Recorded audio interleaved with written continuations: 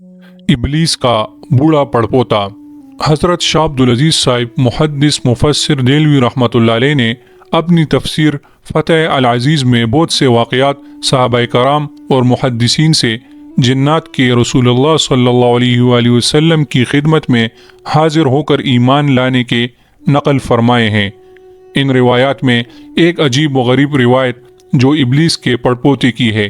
وہ یہاں نقل کی جاتی ہے۔ حضرت شاہ صاحب لکھتے ہیں، عقیلی اور بحیقی اور ابو نعیم نے حضرت امیر المومنین عمر فاروق رضی اللہ تعالی عنہ سے روایت کی ہے کہ حضرت عمر رضی اللہ تعالی عنہ کہتے ہیں کہ ایک روز ہم حضرت محمد صلی اللہ علیہ وآلہ وسلم کے ساتھ تہامہ کے ایک پہاڑ پر بیٹھے تھے کہ یکایک ایک پیر بوڑھا مرد ہاتھ میں عصا لیے ہوئے حضرت محمد صلی اللہ علیہ وآلہ وسلم کے سامنے آ کر حاضر ہوا اور آپ کو سلام کیا۔ آپ نے اس کے سلام کا جواب دیا اور فرمایا کہ اس کی آواز جن کی سی ہے۔ پھر آپ نے اس سے پوچھا کہ تو کون ہے؟ اس نے عرض کیا کہ میرا نام ہاما ہے اور میں ہم کا بیٹا ہوں اور ہم لاقیس کا بیٹا ہے اور لاقیس ابلیس کا بیٹا۔ آپ صلی اللہ علیہ وآلہ وسلم نے فرمایا کہ ابلیس اور تیرے درمیان دو ہی پشتے ہیں، بتا کہ تیری عمر کتنی ہوگی؟ اس نے عرض کیا یا رسول اللہ، جتنی دنیا کی عمر ہے اس سے کچھ تھوڑی ہی سی میری عمر کم ہے،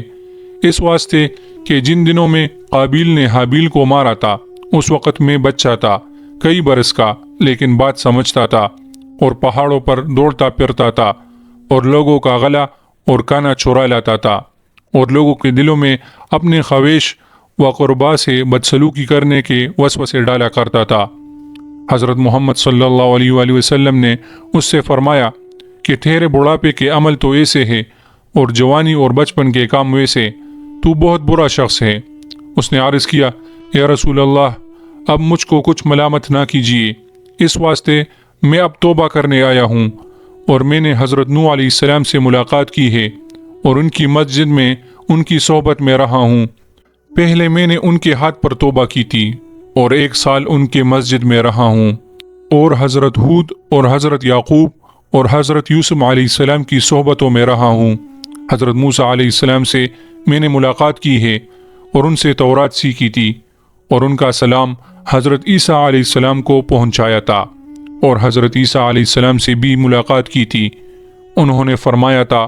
کہ اگر محمد صلی اللہ علیہ وآلہ وسلم سے ملاقات کرو تو میرا سلام ان کو پہنچانا۔ سو اب اس امانت کے ادا کرنے کے واسطے میں آپ کی خدمت میں حاضر ہوا ہوں، اور یہ بھی میری آرزو ہے کہ آپ اپنی زبان فیض ترجمان سے مجھ کو قرآن شریف تعلیم فرمائیے۔ چنانچہ حضرت محمد صلی اللہ علیہ وآلہ وسلم نے کئی صورتیں جیسے سورہ واقعہ اور سورہ مرسلات اور عما یتساءلون اور اذا الشمس کورت اور قل هو اللہ احد اور قل اعوذ برب الفلق اور قل اعوذ برب الناس اس کو تعلیم فرمائے، اور یہ بھی آپ صلی اللہ علیہ وآلہ وسلم نے اس سے ارشاد فرمایا کہ اے ہاما، جس وقت تجھ کو کسی چیز کی ضرورت ہو تو میرے پاس آنا اور ہم سے ملاقات نہ چھوڑنا۔ حضرت عمر رضی اللہ تعالی عنہ کہتے ہیں کہ رسول اکرم صلی اللہ علیہ وآلہ وسلم نے تو وفات پائی اور اس کی موت کی خبر ہم کو نہیں دی، اب معلوم نہیں کہ وہ زندہ ہے یا مر گیا ہے۔